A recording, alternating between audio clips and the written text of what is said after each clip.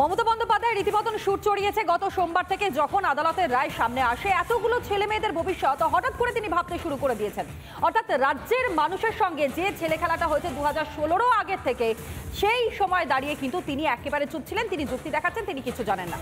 এখন যখন রাজনীতির প্রেক্ষাপট আরো শক্ত হওয়ার কথা, যখন জেতার জন্য মরিয়া হয়ে উঠেছে শাসক দল, তখন তিনি সভামঞ্চ থেকে বক্তব্য রাখতে গিয়ে বলছেন যে এবার তাহলে ছাত্রছাত্রীদের ভবিষ্যৎ কি হবে।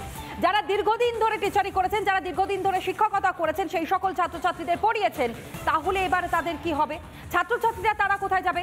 হঠাৎ করে তিনি চিন্তায় পড়ে গিয়েছেন। সেটা কি কিন্তু কিছু শুধুমাত্র এই রাজনীতির প্রেক্ষাপটে দাঁড়িয়ে, শুধুমাত্র নিজের গদি বাঁচিয়ে রাখবার জন্য? একবার বক্তব্য শোনাই আপনাদেরকে, তারপরে আসবো আলোচনায়। বাংলায় কি সব স্কুল বন্ধ হয়ে যাবে? বাংলায় কি স্কুল চলবে না? টিচারের চাকরি কি তার মানে আর হবে না? বাংলায় কি সব স্কুল বন্ধ হয়ে যাবে? বাংলায় কি স্কুল চলবে না?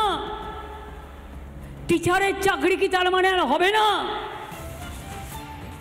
মমতা বন্দ্যোপাধ্যায় প্রশ্ন করেছেন, আমি একবারে সুদীপ্ত বাবুর কাছেই আসবো। আপনাদেরই নেত্রী প্রশ্ন করছেন, তার উত্তর কি? দেখুন, পরিষ্কার কথা হচ্ছে, কেন্দ্র সরকারের সরকারি স্কুল চালাবার কোনো ইচ্ছা বা সদিচ্ছা নেই। তার কারণ হচ্ছে পুরো ভারতবর্ষে 2018 সালের ইউডিআইএসির রিপোর্ট বলছে 51,000 স্কুল বন্ধ হয়েছে।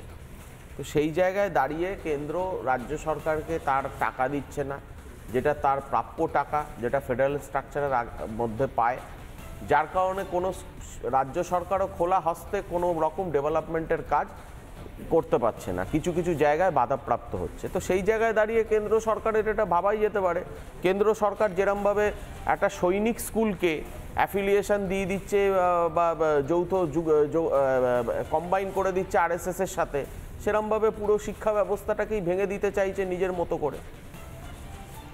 জয়, বিষয় হচ্ছে কিছুই না, মমতা বন্দ্যোপাধ্যায় এখন বুঝতে পেরেছে এই 10 লক্ষ চাকরি আছে, আমরা দিতে পারতাম। এটা বলার একমাত্র কারণ হচ্ছে যে 10 লক্ষ চাকরি যদি দিতে পারতেন, তাহলে 10 লক্ষ ইন্টু 10 লক্ষ টাকা উনি মার্কেট থেকে তুলতে পারতেন। এখানেও তো বলছেন যে এর জন্য বিজেপি দায়ী, এখানেও কেন্দ্রীয় মন্ত্রণালয়ের অভিযোগ সামনে আনছে। বিষয় হচ্ছে ওনারা চুরি করবে না, সিবিআই হবে না, ইডি হবে না। আজকে পশ্চিমবঙ্গের পুলিশ সেটার মদত দেবে, পশ্চিমবঙ্গের মন্ত্রীরা মদত দেবে, ভারতবর্ষের নির্বাচন, মন্ত্রীরা টাকা দেবে। হাজার হাজার ছাত্রছাত্রীরা পরীক্ষা দিয়েছে, পরীক্ষা দিয়ে পাশ করেছে, তারপরেও চাকরি পায়নি। আপনারা তাদের কথা বলবেন না? শুধু তাই না, ভবিষ্যৎ, আপনি ভবিষ্যৎ প্রজন্মটা ভাবুন, যাদেরকে এই মাস্টারগুলো পড়িয়েছে। জয় এক মিনিট সুদীপ্ত দা, আপনি ভারত ভ্রমণে বেরোচ্ছেন, আপনার মনে করা উচিত 2021-এ পরশুরায় ভোট প্রচারের মুখ্যমন্ত্রী মমতা বন্দ্যোপাধ্যায় বলছেন ডবল চাকরি হবে, আবার লোকসভা ভোটে এসে বলছেন যে 10 লক্ষ চাকরি তৈরি রয়েছে। 2019-এ প্রেস ক্লাবের সামনে ASLST চাকরি প্রার্থীদের বলছেন ভোট মিটে গেলেই চাকরি হয়ে যাবে। এই প্রতিশ্রুতি দিয়ে আর চিড়ে কি ভিজবে? দেখুন, চাকরি করার এবং আজকে স্কিল ডেভেলপমেন্টের জন্য সরকারি যে স্কিমগুলো করেছে, গ্রামে গ্রামে যে স্কিল ডেভেলপমেন্ট, কারণ আজকে আমরা কেন্দ্র সরকারের বঞ্চনার শিকার বাংলা হচ্ছে। আজকে সামান্য যারা চাষি মাঠে কাজ করে তাদের মনরেগার টাকা পর্যন্ত বঞ্চনা হয়েছে। আপনারা চুরির অভিযোগ থাকলে কি করে তার সার্টিফিকেট দেওয়া যায়? শুনুন, কি বলছেন? আমি ঝন্টুদার কাছে আসবো।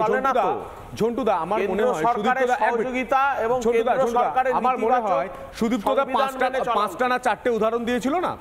আমার মনে হয় সব থেকে বেশি ক্ষতিগ্রস্ত হয়েছে বাংলার এই নবপ্রজন্ম, যারা এই ভুয়ো শিক্ষকদের সাদা খাতা জমা দিয়ে যারা চাকরি পেয়েছে, যারা নিজের নাম আর রোল নাম্বারটা ঠিক করে OMR শিটে ফিল আপ করতে পারেনি, তারা চাকরি করেছে, তারা এতগুলো শিশুর এতগুলো ভবিষ্যৎ নষ্ট করে দিল। ভাই, প্রথমে বলি, শিশুরা কিন্তু ছাত্র নয়, হিউম্যান রিসোর্স।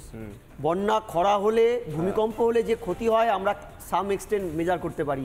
একটি শিশু অযোগ্যদের হাতে পড়ে সে চোরাপথে ড্রপ আউট হয়েছে, আর না হলে পরে ভালো শিক্ষার আড়ালে আইনস্টাইন হতে পারতো, কি হতে পারতো কি হয়নি, সেই মেজারমেন্ট, সেই ক্ষতিটা কিন্তু আমরা মেজার করতে পারি না।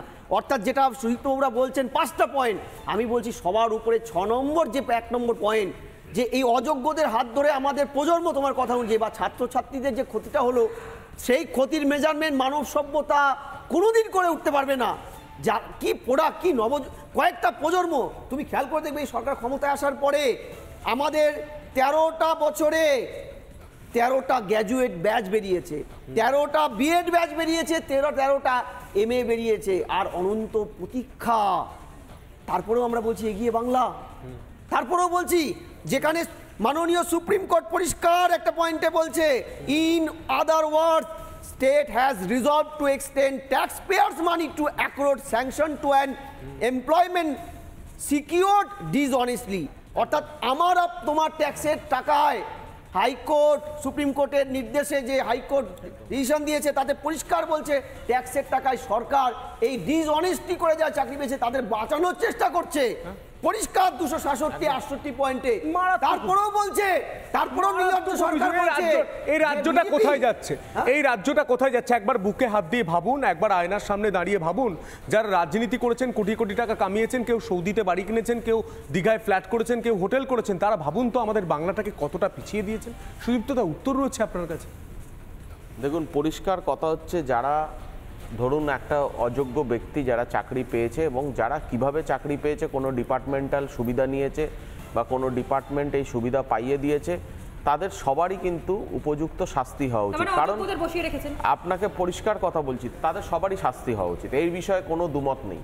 তার কারণ হচ্ছে এটা ঘটনা, এটা ঝন্টু বাড়ুইর কথায় আমি সহমত হয়ে বলছি যে যেই ছাত্রছাত্রীরা এতদিন তাদের হাতে পড়াশুনো করেছে তাদেরও ক্ষতি হয়েছে, এই ক্ষতিটাকে মানে করা খুব মুশকিল। তাই জন্য যদি আমার মনে হয় এটা একটা, যদি কোর্ট একটা নির্দেশিকা জারি করে, যদি একটা কমিটি করে, একটা জাজের আন্ডারে কমিটি করে এই যারা অযোগ্য প্রার্থী এদেরকে যদি বার করতে, এরকম ভাবে সবাই চাকরি না খেয়ে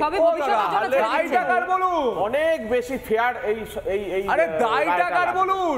দায়টা লাগতো। রাজ্যের মুখ্যমন্ত্রী, পুলিশ মন্ত্রী, যার তারা অলরেডি জেলে এবং আমরা তারা উপযুক্ত শাস্তি পাক। সুদীপ্তবাবু, সবাই জেলে চলে গিয়েছে, উপযুক্ত শাস্তি পাক, তারা জেলে উপযুক্ত শাস্তি পাক। আমি রিপাবলিক বাংলার সমস্ত দর্শক, বিরোধী দল হিসেবে বিরোধী দলেরা আজকে জানে তাদের সরকার কিন্তু এই আমি রিপাবলিক বাংলার সমস্ত দর্শকদের দুটো রিকোয়েস্ট করব। এক, মা বাবা যারা আছেন তারা একবার ভেবে দেখবেন, আপনাদের যে মাস্টার মশাই, আপনার বাচ্চাদের যে মাস্টার মশাই পড়াচ্ছে সে শূন্য পেয়েছিল, তারপরে চাকরি পেয়েছে, তারা পড়াচ্ছে, আপনার বাচ্চাদের ভবিষ্যতের বিষয়ে ভাববেন। এবং আমার বাড়িতে যারা ছেলেমেয়েরা রয়েছে, ছোট ছোট শিশুরা, তাদেরকে যারা বাড়িতে গৃহশিক্ষক হোক অথবা স্কুলে যাচ্ছে, সেখানে পর্যন্ত পড়াশোনা করতে গেলে এটা ভাবতে হচ্ছে যে মূলত তারা সত্যি পাশ করে তারপরে পড়াতে এসছে তো, নাকি তারা সত্যিই কিছু জানে না। কি অদ্ভুত একটা পরিস্থিতি এই রাজ্যে সৃষ্টি হচ্ছে, সত্যি একটার পর একটা সন্দেহ যেন দানা বাঁধছে এই একটা প্রেক্ষাপটে দাঁড়িয়ে।